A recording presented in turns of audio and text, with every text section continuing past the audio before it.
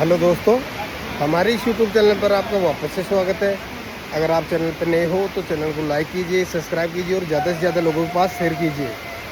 Video के नीचे description में आपको लिंक दिया गया है ट्विटर और टेलीग्राम का, तो उसको आप ज्वाइन कीजिए। ट्विटर और टेलीग्राम पे आपको गोल्ड के सिग्नल प्लस मार्केट की अपडेट दी जाती है। और आज अपन बात करते हैं वीकली एनालिसिस की कि इस वीक में गोल्ड प्राइस में क्या क्या मूवमेंट हो सकते हैं, कौन से सपोर्ट और कौन सा रेजिस्टेंस को तोड़ने के बाद में गोल्ड प्राइस कहाँ पे जा सकते हैं, उसके बारे में बात करेंगे। और इम्पोर्टेंट डेटा की बात करें तो वो आगे मैं वीडियो में बता दूंगा। तो चलिए चार्ट पे कि अगले वीक में क्या क्या मूवमेंट हो सकते हैं। तो देखो, ये गोल्ड का चार्ट है। गोल्ड पिछले वीक में $2497 के पास में क्लोजिंग दिया है। और कल मैंने आपको ये बोला था कि आज वीकेंड है और वीकेंड के दिन कुछ भी हो सकता है इस गोल्ड मार्केट में। तो देखो, कल यहाँ पे प्राइस ट्रेड कर रही थी $2520 के पास में और हाई मार के आई $2529 के पास में। जब न्यूज आई ना शाम को एनएफपी की, तब देखो पहले तो ऊपर लेके गए और वहाँ से देखो लोगों को पागल बना के $2486 के पास में लेके आए।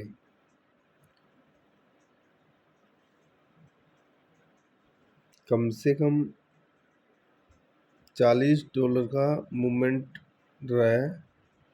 तो अच्छे खासे लोग लिक्विड भी हुए हैं जिन्होंने स्टॉप लॉस नहीं लगाया है।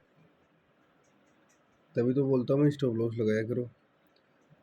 तो इस वीक के सपोर्ट और रेजिस्टेंस देख लेते हैं। तो भैया, सपोर्ट तो है दूर का और रेजिस्टेंस है पास का। क्योंकि इसलिए पास का रेजिस्टेंस कि इसके ऊपर प्राइस सस्टेन नहीं हुई है, एक बार ऊपर नहीं गई है ऑल टाइम हाई के ऊपर।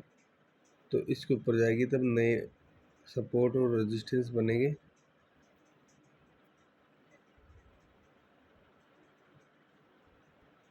तो इस वीक का सपोर्ट है $2420। अगर गोल्ड प्राइस नीचे की तरफ आती है और $2420 को तोड़ती है तो अंडर 2300 के नीचे ट्रेड करती हुई नजर आएगी। वो इसलिए आएगी, अब देखो ये बहुत ही इम्पोर्टेंट सपोर्ट जोन है। ये टूटा तो 2300 आने के लिए इसको कोई भी नहीं रोक सकता। ये सपोर्ट बहुत ही इम्पोर्टेंट जोन है। $2480 से लेके $2470 तक अगर ये सपोर्ट टूटता है गोल्ड का, यहाँ पे देखो 1 2 3 बार यहाँ पे सपोर्ट लेके प्राइस ऊपर गई हुई है। अगर फिर से यहाँ पे रिवर्स होती है प्राइस तो वो बात अलग है। अगर यहाँ से ये सपोर्ट टूटता है तो आराम से 2400 के नीचे इस सपोर्ट के ऊपर आके गिरेगी प्राइस। और ये सपोर्ट टूटता है तो आराम से 2300 के अंदर ट्रेड करती हुई नजर आएगी। ऊपर के रेजिस्टेंस की बात करें तो ऊपर का रेजिस्टेंस है $2536।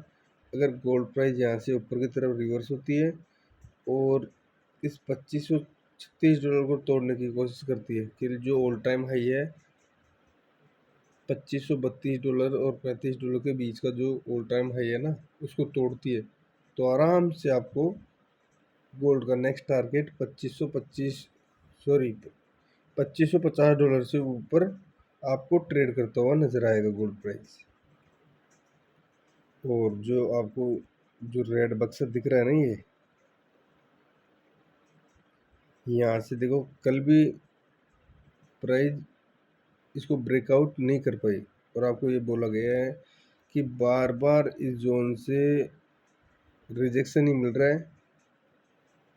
यहाँ पे इतने सेलर बैठे हैं या यहाँ पे बड़े जो वेल है, या तो यहाँ पे मैनिपुलेशन करा रहे हैं, लोगों को पागल बना रहे हैं कि ऐसे बार बार सेल करें तो अच्छा खासा इसमें ब्रेकआउट दे सकते हैं वो इसलिए अब जैसे यहाँ पे रिवर्स होती है प्राइस $2470-80 के पास से रिवर्स होती है गोल्ड प्राइस और इस जोन को तोड़ने की कोशिश करती है, तो देख लेना इस प्रकार से रिवर्स होगी ऊपर की तरफ कि $2550 के ऊपर ट्रेड करती नज़र आएगी। ये डेफिनेटली है। इस जोन का बिल्कुल ख्याल रखिएगा, क्योंकि इस जोन में प्राइस बहुत ज़्यादा कंसोलिडेट हो रही है। पिछले 1-2 वीक से प्राइस यहाँ पे ही चल रही है, और पहले भी आपको बताया गया है कि अगर प्राइस यहाँ पे मतलब किसी भी जोन में एक जगह कंसोलिडेट होती है ना, एक ही जगह रेंगती है, एक ही जगह चलती है, तो वो उसके 100 में से 70-80% चांसेस ये हो जाते हैं कि ब्रेकआउट डेफिनेटली होगी। तो इस जोन में बिल्कुल केयरफुल होकर ट्रेडिंग कीजिए, स्टॉप लॉस लगाइए, और इसके ऊपर और इसके नीचे आप पेंडिंग ऑर्डर लगाइए। या तो आपका ऐसे हिट होगा या आपके टीपी हिट होंगे, दोनों में से एक चीज़ होंगे। पर ज़्यादातर टीपी हिट होने के चांसेस ज़्यादा हैं कि इस जोन के ऊपर आप पेंडिंग ऑर्डर लगा दो बाय के, तो बाय के ऑर्डर गलते ही आपको $2550 के ऊपर आपको प्रॉफिट मिल जाएगा। दूसरी बात, $2470 के नीचे सेलिंग लगा दो। तकरीबन एक बार सिनेरियो देख लेना कि एक 2-4 कैंडल होल्ड होने देना रेड, उसके बाद में सेलिंग का प्लान बनाना, तो आराम से आपको $2450 के नीचे आपको टारगेट मिल सकते हैं। तो ये वीकली एनालिसिस थी, और अगले वीक में इम्पोर्टेंट डेटा है, सीपीआई के डेटा है, बहुत ही इम्पोर्टेंट डेटा है, वो आपको मैं वीडियो में बता दूंगा। और देखो, ये तो सपोर्ट हो गया और ये रेजिस्टेंस हो गया। इस सपोर्ट और इस रेजिस्टेंस का बिल्कुल ध्यान रखना है, स्टॉप लॉस लगाना है। अगर बिना स्टॉप लॉस के साथ आप ट्रेडिंग करोगे तो बिना मतलब में आप लिक्विड हो जाओगे। ये मार्केट एक मैनिपुलेशन वाला मार्केट है, इसमें चाहे कितना ही दिमाग लगा लो, वो भी एक ना एक दिन फंस ही जाता है, क्योंकि इसमें मैनिपुलेशन ज़्यादा होता है। मानते हैं कि ये सपोर्ट है, ठीक है, ये सपोर्ट है, नहीं ये सपोर्ट। अब अपन तो क्या कर सकते हैं कि ये सपोर्ट इस सपोर्ट पे आके प्राइस गिर के या तो यहाँ से रिवर्स हो सकती है, या इसको तोड़ेगी तो और भी नीचे आ सकती है।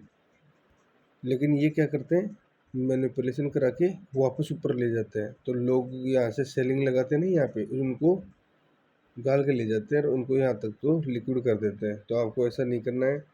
आपको क्या करना है, जैसे ये सपोर्ट जोन है, उस सपोर्ट जोन के ऊपर आपको ध्यान रखना है कि प्राइस यहाँ पे होल्ड हो चुकी है या नहीं। अगर होल्ड होती है और उसको रीटेस्ट करती है, रीटेस्ट करने के बाद फिर नीचे आती है, तो आपको यहाँ पे सेलिंग लेनी है, तब आएगा मज़ा सेलिंग का।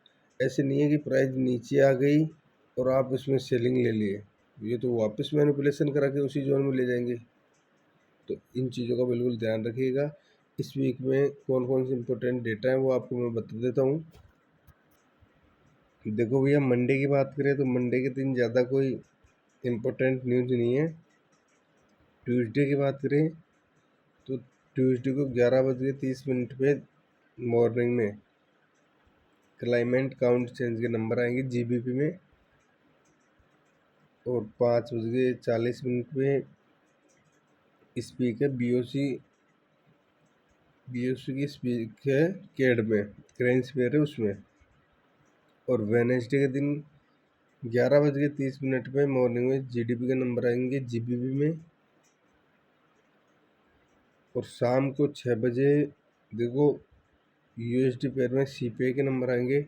ये सीपीआई के नंबर इतने इम्पोर्टेंट होते हैं, इसके डेटा आने के बाद में मार्केट के सिनेरियो चेंज हो जाते हैं। मार्केट किस तरफ मूव करेगा, ऊपर की तरफ या नीचे की तरफ, वो डेटा आने के बाद में पता चल जाएगा। तो केयरफुल होकर ट्रेडिंग कीजिए। उस दिन स्टॉप लॉस लगाना या ट्रेडिंग ही नहीं करना सीपीआई के दिन। तो थर्सडे की बात करें तो थर्सडे के दिन 5:45 पे शाम को यूरो यूएसडी में मॉनेटरी पॉलिसी की स्टेटमेंट आएंगे, वो भी इम्पोर्टेंट है। और यूएसडी पेयर में पीपीआई के नंबर आएंगे, और अनएम्प्लॉयमेंट चेंज के नंबर आएंगे 6 बजे। और 6:15 में यूरो यूएसडी में फ्रेंच कॉन्फ्रेंस है ईसीबी की, और फ्राइडे की बात करें तो फ्राइडे के दिन भी नॉर्मल है, ज़्यादा कोई मूवमेंट नहीं है। एक मीडियम न्यूज है 7 बजे 30 मिनट में, योम कंज्यूमर सेंटिमेंट की, ये हमेशा इम्पोर्टेंट आती है, लेकिन अब की बार नॉर्मल आई है। और कोई मार्केट की अपडेट रहेगी तो जल्दी मैं मेरे पर्सनल टेलीग्राम पे आपको दे दूंगा। तो आई होप इस वीडियो में जो भी जानकारी मैंने बताई वो आपको बिल्कुल समझ में आ गई होगी। अगर आप चैनल पर नए हो तो चैनल को लाइक कीजिए, सब्सक्राइब कीजिए और ज़्यादा से ज़्यादा लोगों के पास शेयर कीजिए। और आज के लिए बस इतना ही, मिलते हैं नेक्स्ट वीडियो में। Thank you, thanks you.